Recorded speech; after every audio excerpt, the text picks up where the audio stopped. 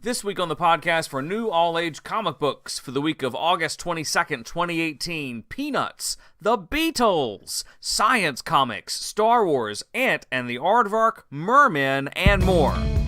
Hey, and welcome to Daddy Mojo. It's the podcast where we'll talk about parenting, all-age comic books, toys, and more. Now, here's your host, Trey Burley. Thanks so much for checking out the podcast this week for new all-age comic books. This is Trey with Daddy Mojo. How are you doing? If you would be so kind as to leave the podcast a rating on whatever service brought you here, maybe share it with a friend, that would be super, and we would certainly toss some good karma your way. You can feel it now through the radio. Through your listening device, carrier pigeon, whatever. Coming up in the southeast, I don't want to say Atlanta, but it is Atlanta. If you are near Atlanta or in the southeast area of the United States on Labor Day, there are two great choices coming up. I must mention them both because they're great for separate reasons. There's Dragon Con, which is a pop culture juggernaut. If you like cosplay, that is your jam. We're going to be there during Labor Day, taking some amazing pictures, talking to some people, and just figuring out what the heck Dragon Con is. We've been there a couple times, but it's always fun to go there and talk to people because the stories you hear are amazing. You got marriage proposals, you've got anybody and everybody in the pop culture world. They'll be at Dragon Con in Atlanta over Labor Day weekend, every Labor Day weekend. Also, Labor Day weekend and the Curse of Unfair Bookings happens at the same weekend. It's the Decatur Book Festival in Decatur, Georgia. If you like books of any sort, especially kidlit, there is a massive kid-lit section at Decatur Book Festival. It's huge, and there are a number of great kidlit authors that will be there. Decatur, Georgia is also home to one of the best bookstores in the world, Little Shop of Stories. Happens to be a children's bookstore, but they've got books for anybody through high school, and we often go there to pick up some stuff. It's great. We mentioned both of those just in case you're unsure of what to do around Labor Day weekend and live near Atlanta. Hey, let's do a road trip. Yeehaw. Peanuts. We were trying to think of this the other week, and this is it. Daisy Hill Farm. That is where Snoopy was from. He was, old school. Daisy Hill now would be like an animal shelter, but I'm sure back in the day, Daisy Hill might have been a breeding puppy farm, which is kind of un-PC to say now. But that almost begs the question that is entirely Googleable. So somebody out there, jump on Google, say, was Daisy Farm meant to be a breeding, like a puppy farm? Or was it an animal sanctuary? I don't know.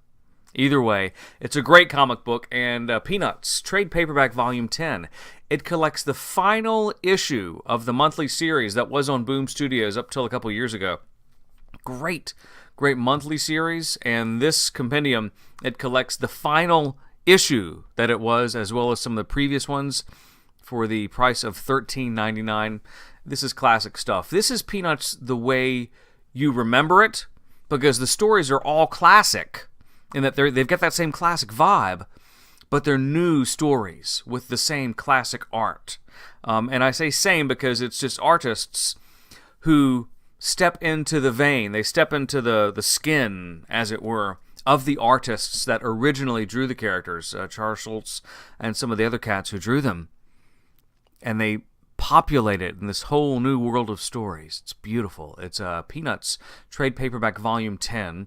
It is out this week, and it collects the final issue of that monthly series that we loved so much, the one where Peanuts, or the one where Snoopy, goes to visit Daisy Hill because it's being torn down, and Charlie Brown goes with him.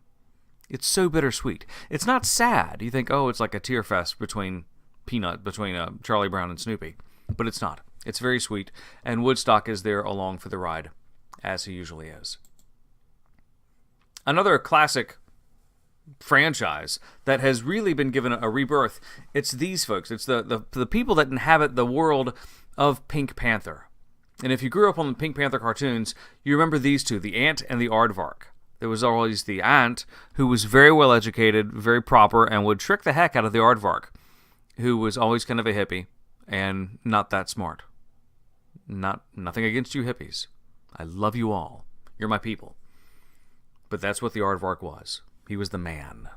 which in hindsight is very ironic because now it's quite the opposite. It's The Ant and the Aardvark. This is a special one-shot issue from American Mythology Productions. Fabulous, funny stuff that brings back some great memories for me. And it also has, ironically enough, a blue hippie tribute cover with the Aardvark in hippie attire from the late 60s. Fabulous stuff. This is going to feature a lot of new stories and probably one or two classic pages from the late 60s, early 70s from this really great series of shorts that came out. Let's just keep it in the 60s for a second. The Beatles, Yellow Submarine. Have you seen that film? Wow. Trippy. I did not get it.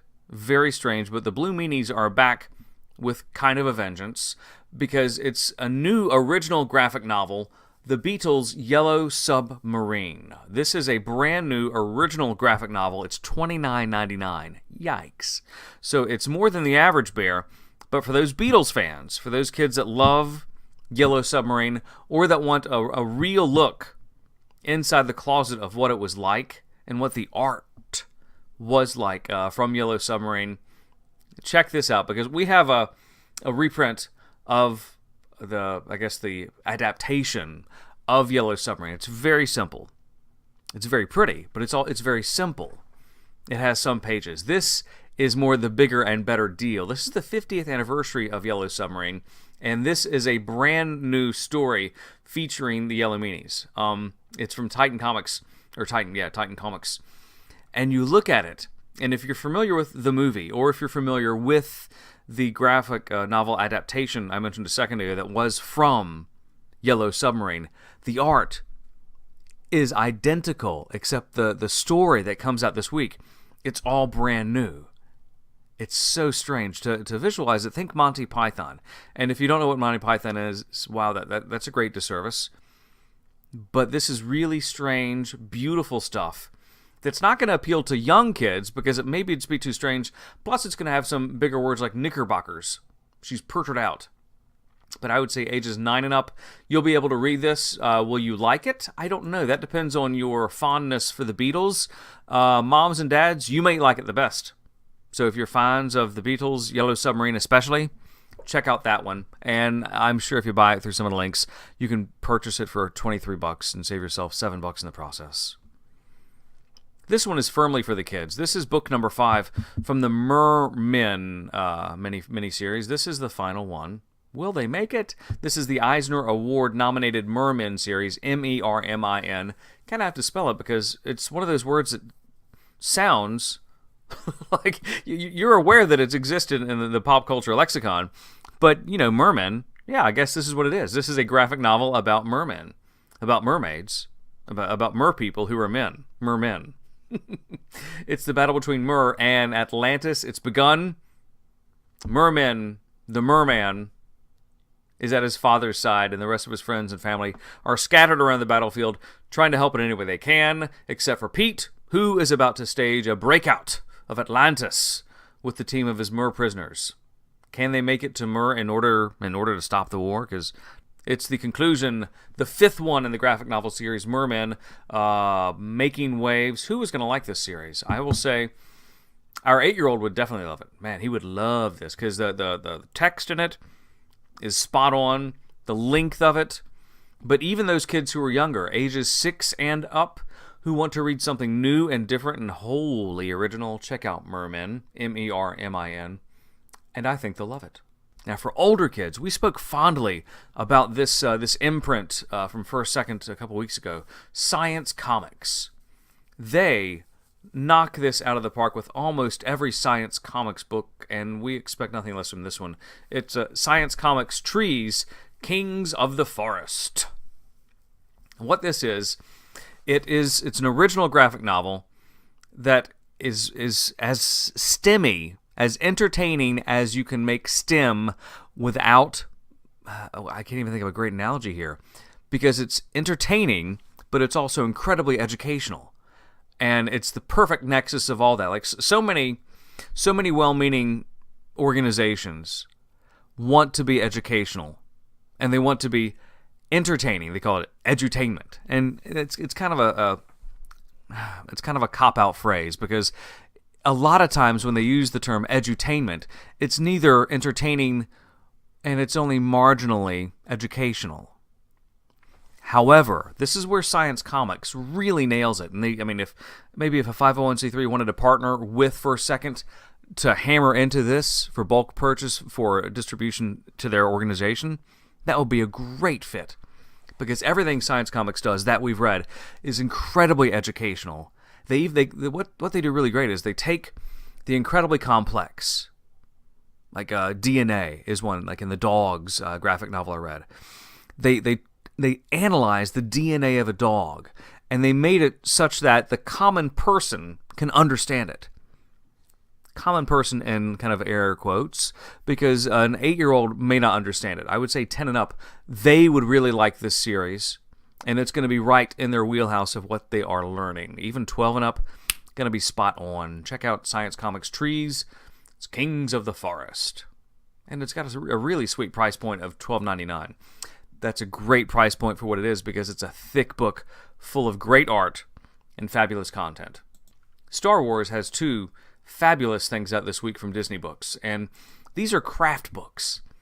I was skeptical about these books, and some are better than others. However, I've got a really good feeling about these, partially because of their price point and their construction module. It's Star Wars X-Wing and Star Wars Millennium Falcon, activity book and model. You buy them separately. They both retail for the same price, $10.99, but it's a book where you build your own X-Wing fighter and your own Millennium Falcon. Comes with a 32-page guide to Star Wars The Last Jedi and the pieces that you need to make the model. It's made of sturdy foam core, and in working with some models like this in the past, it may require a little bit of glue just to make it stay fully in place. It's not required. If you're going to keep it up on your shelf, party on, you don't need glue. But if it's going to go any place where you might have to move it more than a couple of times, you may want to glue it just so it's sturdy. But you're not talking a lot of glue. You're just talking a dot here, boom, put that piece into place, and your Millennium Falcon will be flying much better than Solo did at the box office. I can guarantee you that. They're out this week, and they're both from Disney Press.